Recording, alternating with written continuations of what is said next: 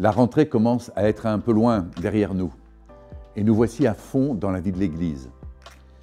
Il y a quelques jours, un ami, hors de l'Église, m'a demandé si les protestants vont bien en ce moment. Cette question qui semble anodine m'a fait réfléchir. Individuellement, évidemment, je ne peux pas répondre. Mais globalement, je dirais que les protestants ne vont pas forcément très bien, comme beaucoup de Français d'ailleurs. Ils ne vont pas bien pour plusieurs raisons. La destruction de Gaza par Israël met en tension notre relation avec Israël, terre de la Bible, qui est liée à notre foi. Il y a d'autre part Poutine qui provoque l'Europe et qui continue à bombarder l'Ukraine au nom d'un impérialisme qui sert un égocentrisme démesuré. Il y a un gouvernement français qui change tous les 6 mois et qui, du coup, ne prend pas de décision. Il y a aussi de plus en plus de misère en France et dans le monde, ce qui nous pousse à nous demander encore une fois, ça sert à quoi tout ça? Et la liste n'est pas exhaustive.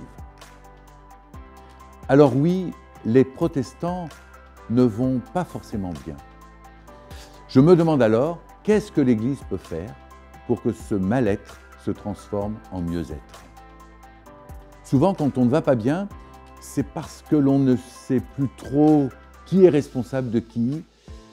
Et puis aussi, il y a des événements qui nous dépassent.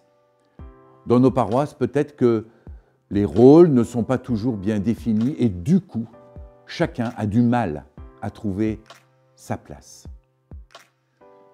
Si je fais un focus sur les paroisses, je me rends compte que les rôles des uns et des autres sont souvent méconnus, ce qui ne facilite pas un bon travail au sein d'un conseil presbytéral, par exemple.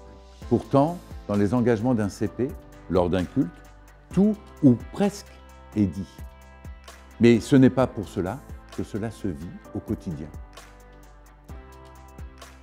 Pour mes collègues pasteurs aussi, toujours savoir où est sa juste place est quelque chose de difficile. Pour compléter les formations que le Conseil régional propose, j'invite chacun et chacune à repenser à sa juste place dans l'Église, de la définir et de l'accepter. C'est, je le crois, de cette façon-là que nous serons au mieux au service des uns et des autres, en donnant des repères et en assumant ses responsabilités.